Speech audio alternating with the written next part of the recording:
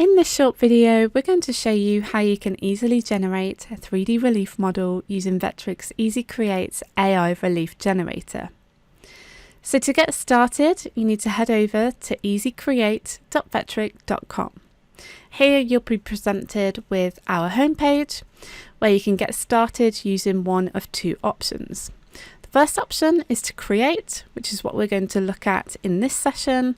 This enables you to input a prompt and then the AI will generate that model for you. Alternatively, we have the upload option, and that enables you to upload an image in order for the AI to generate a 3D model for you. And we're going to be covering that in the next video. So we're going to start by hitting the create button here. So here we're presented with the prompt input page, and this is where we need to describe what we want to create. And so the more details that you add, the more helpful it is to the AI. So here in our example, we're just going to type in a cartoon style happy fairy. Once you're happy with your prompt, all you need to do is hit the create button, and that will cost you 1 credit. So we're going to click on that, and that will take a moment in order for the AI to generate the two options.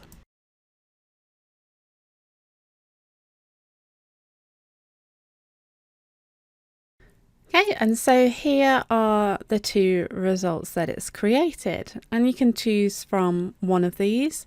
I think they both look really good. Exactly what I wanted, a happy cartoon style fairy. Now at this point, if you didn't like any of these, you can start again, put in a new prompt, and of course that will cost you another credit to do that. If you are happy with one of these in the selection, then you can simply go ahead and click the one that you like. So for example, I could take this one, click on that, and then use the option here, use selected.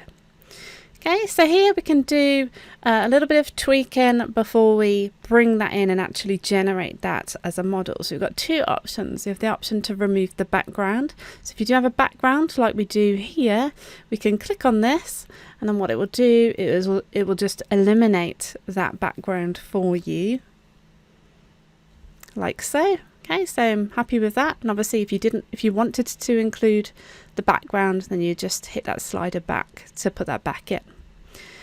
We also have another option. You may benefit from using the crop tool, which allows you to crop your image, and you can do this by hitting the crop button, where you'll be presented with a selection square. You can adjust the handles like so, or if you wanted to, you could just click using the left mouse button and just draw out your own areas, and then if you're happy with it, you could go ahead. In this case, I'm just going to exit out there. I don't need to crop that. I'm happy with how that looks with the background removed. And so at this stage, once I am happy, I'm going to enable EasyCreate to actually generate that as a model for me, which is going to cost me 4 credits. And so if I click on this option here, again, it's just going to take a moment to generate that for us.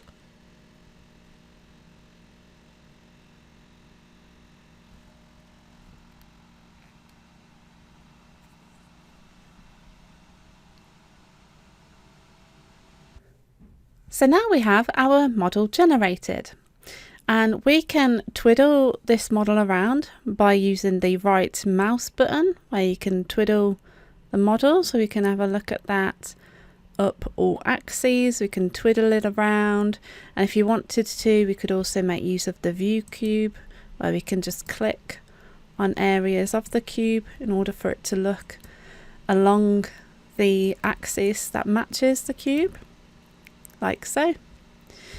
We also have options to display our model as though it were in a different material. So up here on this material block, you can see we currently have the default setting here. We also have the ability to pick a colour that you like. We also have material colours, so you can envision what it would look like if you was to cut it in specific woods. And we also have like a goldy style colour that we've got here. So we're just going to leave it set to that for now. We've got 3 options over on the left pane, and these are your basic sliders that enable you to do some basic edits to the model. So first off, we have scale Z. So I'm just going to look at twiddling this around. I might just pop that in this view over here. We've got the scale option. So the more we move that to the right, the more we scale that up, like so. The more we move that to the left, the more we scale that down to a very minimal height. And if you wanted to reset those heights, you could simply hit that refresh icon and it will reset that.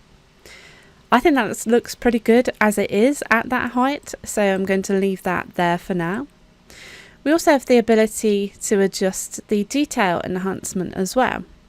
Okay, so this enables you to accentuate the detail. So using this slider, if I move it more to the right, you can see that more detail is being pulled out there. And then when I go over to the left, less detail is shown there. And again, if you want to refresh that, you can simply hit that refresh button. I think the detail that we had as standard is pretty good, so I'm happy with that. And then finally, we have this option here to replace below. So if you didn't remove the background in the previous step, you still have the option to sort of tweak with that using this slider.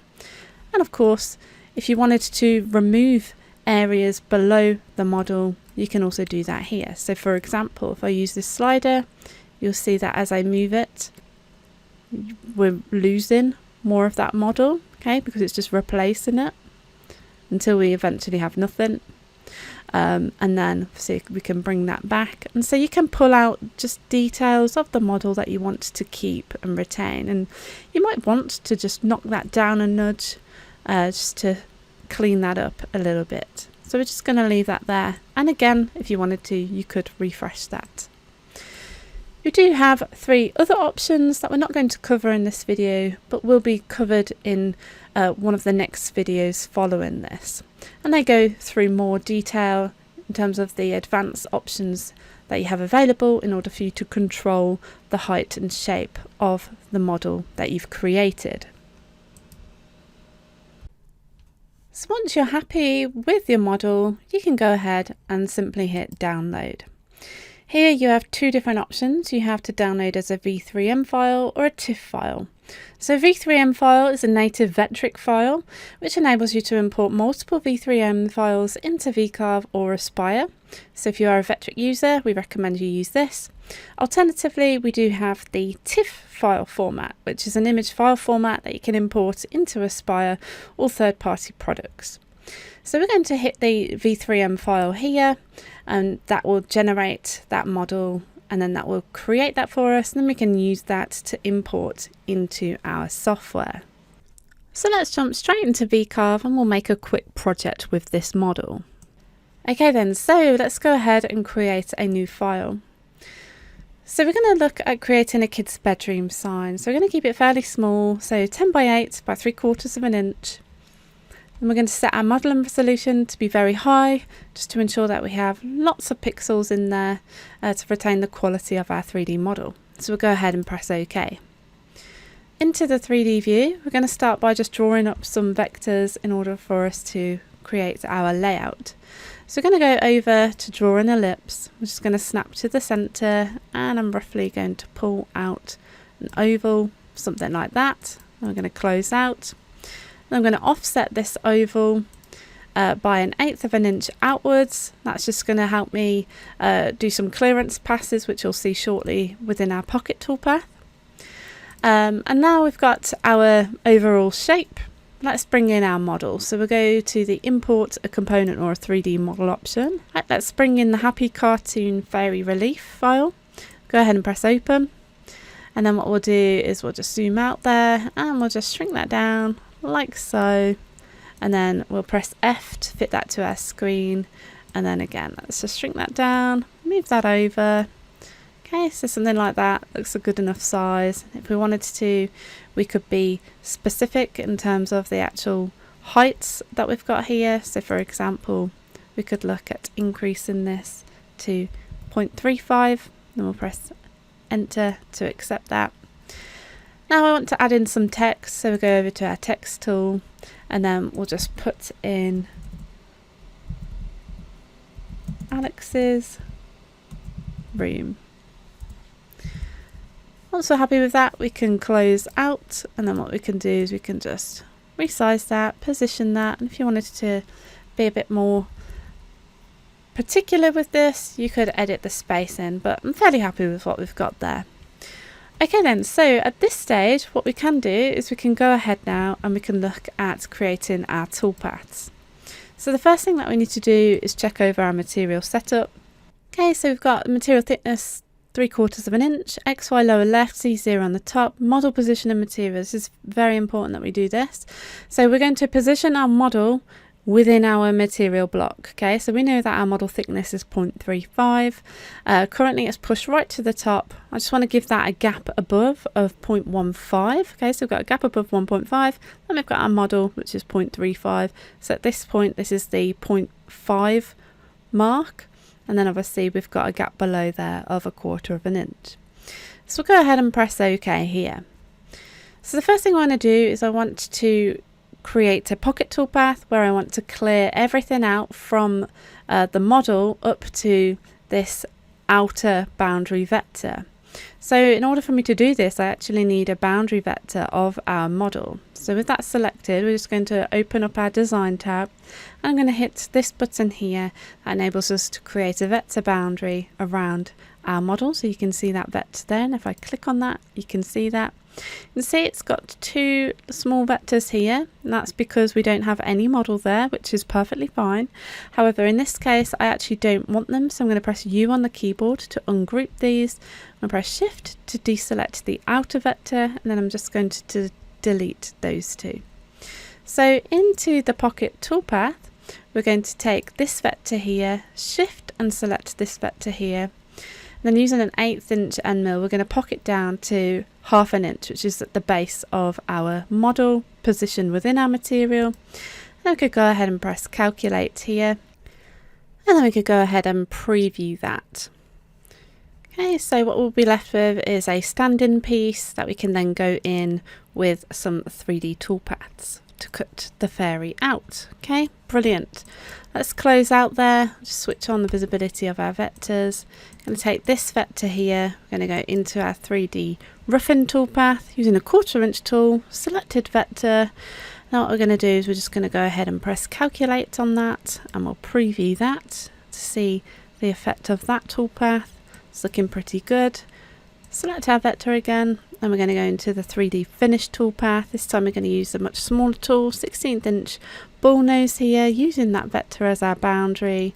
We could go ahead and preview that to see the effect of that, and you can see what that looks like. So that's the simulation of that tool in that toolpath. It's looking really good. Got lots of nice detail there. Happy with that.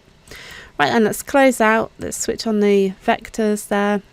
And then we're going to take our text here. Okay, so with that, we're going to use the VCarve toolpath. We're going to set our start depth at 1/2 inch because that's where we've pocketed down to. You're going to use a 60-degree V-bit tool. And then we're just going to VCarve Alex's room in there. It's looking very nice. And then we can close out. And then what we'll do now is we'll take this vector over here. And then we're going to go and create a chamfer toolpath. Okay, so we're going to set our start depth at 1/2 inch. I'm going to cut this using a 90-degree 1/2 inch V-bit. I'm going to press calculate here. We'll preview that. You can see the effect of that there. Close out, switch on our vectors, and then finally we're going to take this vector here. We're going to apply a profile toolpath using a 1/4 inch end mill to cut that out, and we can preview that and delete our waste material. And so there we have it. In a matter of minutes, we've seen how easy it is to create an AI generated model in Vectric's EasyCreate, import it into VCarve, and create a quick design that we could cut on our CNC machine. So going back to EasyCreate now, you'll always have access to images or relief models that you've previously generated, and you can access those from your image history. To locate that, you simply head up to your account and then click on image history here. Here you'll see that we have your library of images that you've created, and if you've created reliefs from them, you'll see that it's marked as relief generated in green, like so, and you can click back on there and make further edits in terms of the scaling, detail, and any of the height options, and then re-download the model as a V3M or a TIFF file if you wanted to. It's also worth noting as well, in your image history, if you click on the 3 little dots here, you can also instantly do a download here. You can rename the model if you wanted to, and you also have access to the prompt that you originally used to create this model, which can be really useful if you wanted to create a similar effect or style but with a slightly different prompt. And of course, if you wanted to delete something, you can hit that delete button and that will be removed from your library. So that brings this video to a close. To learn more about EasyCreate and give it a go for yourself, head over to easycreate.vectric.com. Thank you for watching.